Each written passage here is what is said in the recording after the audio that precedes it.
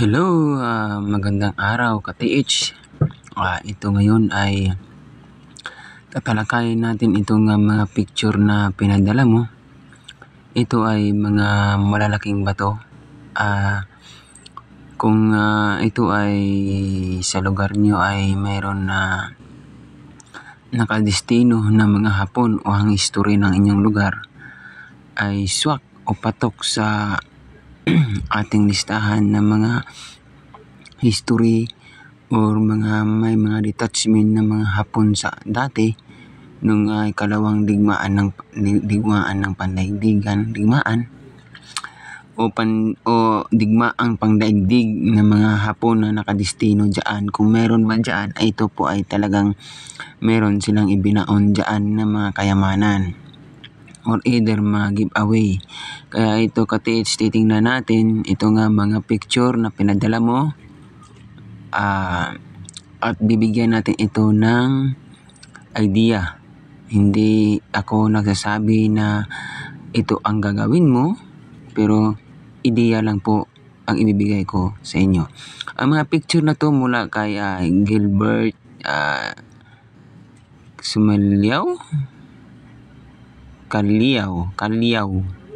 Gilbert Calliao. Ito na, idol TH, ito na yung hinihintay mo na makita ko itong picture na pinadala mo. Actually, November 27 pa ito niya pinadala sa akin, pero ngayon ko lang napansin kasi sobrang busy talaga. At sa mga nagpadala sa akin ng kanilang mga sites, picture or video na may kasamang mapa, ay maghintay-hintay lang po kayo kasi hindi naman ako up to date na makapagawa agad ng content. Kaya ito na, titingnan natin at basahin natin kung ano talaga itong mga malalaking bato na sinasabi niya. Ito ka-TH ay ito ay isang malaking bato daw, no? At naghugis ito na kung titingnan mo ay isang parang palaka talaga, no? Yan. Parang nakalubog siya na palaka. Titingnan mo mga ka-TH. Di ba? Para siyang nakalubog na palaka. Ano sa tingin mo? Palaka baka mo or iyan ay pointer lamang? Pero sa palagay ko ay ito ay isang markers ng isang malakihang ginto or kayamanan. Actually, titingnan pa natin kung ano pa yung mga picture na pinadala niya sa atin. Titingnan muna natin meron ito pabilog na nakabaon sa lupa at ay may guhit na parang nakangiti na mata. No? Parang nakangiti nga mata iyan. Nakikita mo? At saka merong dot dito. Yan may dot Ayan. Parang nakatingin o nakatingala siya sa langit na nakangiti. So it means na meron talagang inilagay. Pero kung ito naman ay titingnan mo ito ka-TH, kung ito ay isang man-made or isang nature lang. Kasi meron din mga nature na parang titingnan mo ngayon ay parang mga man-made, no? Yan po ay i-check mo yan. Kasi parang nakatingala sa langit, wala namang talagang siguro ay yan ay meron dito. Ayan, maghukay kayo dyan ng 1 meter deep. Sukatin nyo muna itong mata. Ayan. Sukatin mo yan kung gaano kalayo. Kung yan ang mga bilog ng mata niya ay mapasok itong daliri inyo na nakabaon ng isang pulgada, ayan po ay isang legit. Pero pag hindi po yan nakabaon ng 1 pulgada at hindi mapasok itong daliri nyo, ay yan po ay giveaways lamang. At subukan yung maghukay dito banda. Ayan. 1 meter, 1 meter, 1 meter deep yan. Ka-TH, deep ha, ang lalim. Kung wala, ay urong pa kayo ng 2 meters. Hukay na naman kayo doon 2 meters papunta dito. At titingnan mo rin yung araw, ka-TH, kung ito ang mukha niya ay matapat ba sa alas 12. Ha? Kung matapat yan sa alas 12, ka-TH, ay sigurado dyan sa ilalim ng bato na yan. Ayan, dyan po, dyan yung items, kasi ito ay yung items niya, bilog, diba? Kung daliri mo ay mapasok din dyan ng hanggang 1 pulgada, ay positive na andyan sa ilalim ng bato na yan. Dako na naman tayo doon sa kabila mo sa isang picture na pinadala mo. Parang ito ay isang site lang to. Isang area lang to, kati. Ito, ayan. Ito ay parang naka-point. No? Parang naka-point. Yan ay naka-point. No? Naka-point yan. Parang ito yung ano niya, pointer niya to. Kung meron man niyang tinuturo. Pabilog siya, ka-TH. At saka isa rin, ka-TH, no, pukpukin mo yung mga bato na yan. Baka may binaon dyan na mga giveaways. Katulad ng alahas or gold bars na iisa hanggang 3 pirasong gold bars. Kasi pag ganyan kasi mga malalakihang bato, ka-TH, minsan yan ginawa ng mga Hapon dati, yung mga giveaways nila ay ginawa nilang hollow rock, no? Binubutasan nila yung bato, tapos mga 1 dangkal yung lalim. Doon nila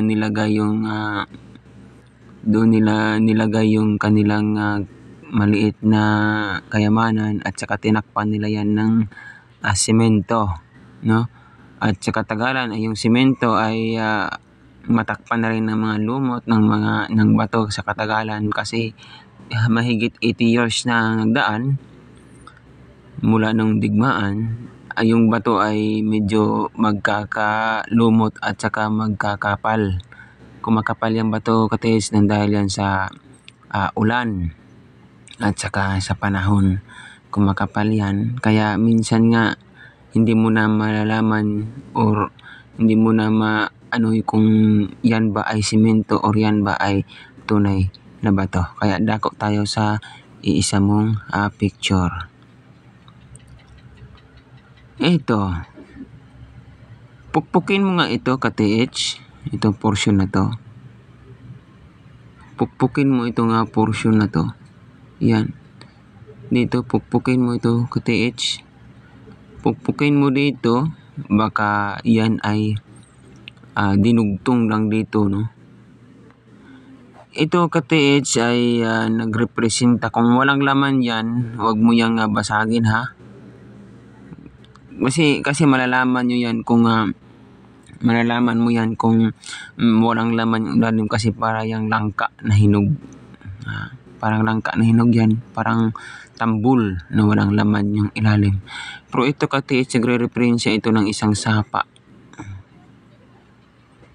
Isang sapa yan, nagre-reference yan. Kaya dako tayo sa kabilang picture mo. Basta yung mga bato na yan, pukpukin mo ng martilyo or maso. Huwag mo lang yung tuduhan mo ng pukpok, kasi talagang hindi mo yan mawawasag lahat. Pukpukin mo lang yan, parang pag ganyan nga tunog na walang laman yung ilalim, yan ay tudahan mo na. Baka yan ay isang ginawang hollow rock. Dako tayo doon sa isa mong picture. Ito.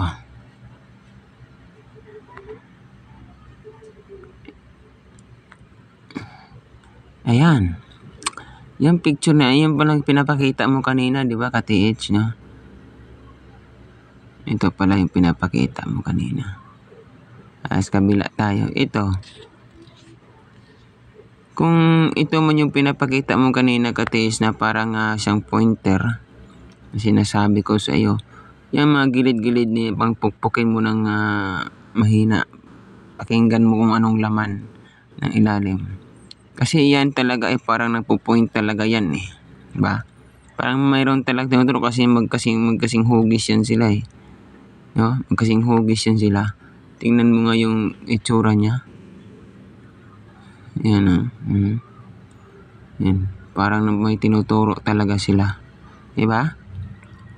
Pero walang ibang markers dyan sa paligid na yan na man-made. O lahat ng mga guhit-guhit dyan ay isang nature lang. Ayan ay ginawa lang pointer or markers. Yan, dako tayo sa kabila mong picture. Dako tayo. Ito na yung kabuuhang mapa mo ka-TH. Ito na yung kabuuhang mapa mo, no? Ito ay nakita natin kanina yung sinasabi natin na parang nakangiti ito, no? Nakabaon to. Doon sa picture na pinadala mo, ito ay nakabaon to siya. Nakabaon, sabi ko nga kanina ay bato nakabaon na merong mukha na nakangiti, nakaharap doon sa araw. Kung saan yan nakaharap o north or south ba yan nakaharap or sa north-south or southeast, southwest, yon. No, tingnan mo doon kasi napansin ko itong mapa na pinadala mo. Lahat sila nakaturo sa west. No? Nakaturo sa west. Ito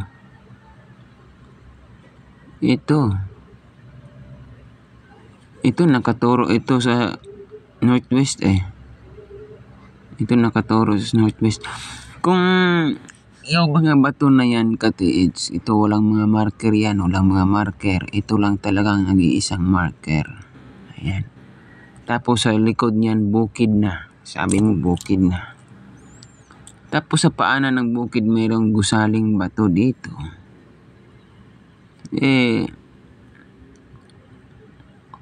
Yan ay isa talagang talinghaga or isa talagang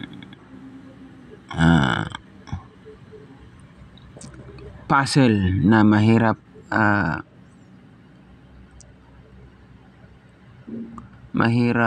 ipaliwanag kasi walang mga marker yan. Ito sapa, daanan.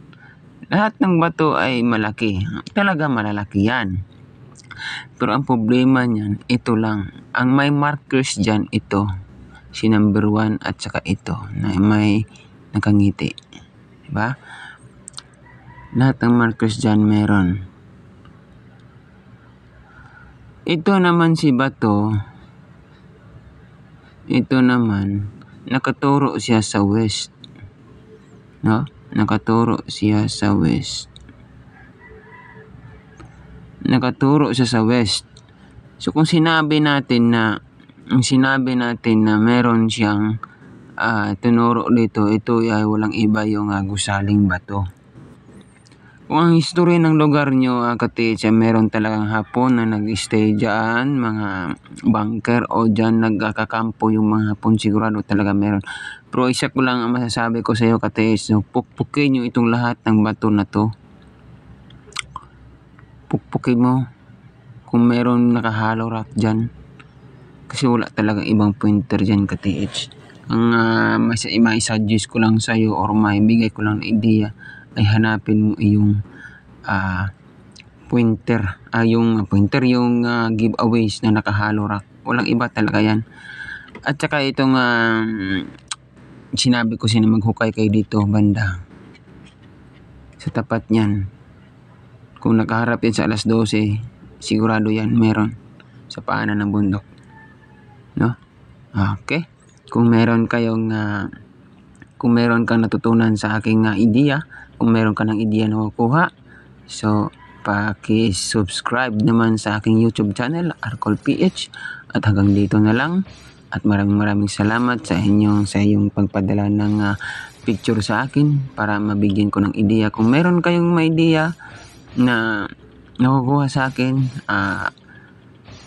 salamat na wala kayong sawang sa pagsuporta. Kaya Gilbert Somalia, mga nakinig ka o nakikita mo ito, ito po ay para sa iyo. Ito po ay iyong mapa. Hanggang dito na lang at maraming salamat sa iyo, sa inyong mga ka-TH na patuloy na nagsusuporta sa akin at patuloy na nagpapadala ng mga picture. Kaya please subscribe to my YouTube channel, Arcol PH, at para sama-sama tayo doon na gagawa ng isang ideal video. Maraming salamat. God bless us all. Ingat po kayo sa inyong pag-explore. Hanggang sa muli. Babu.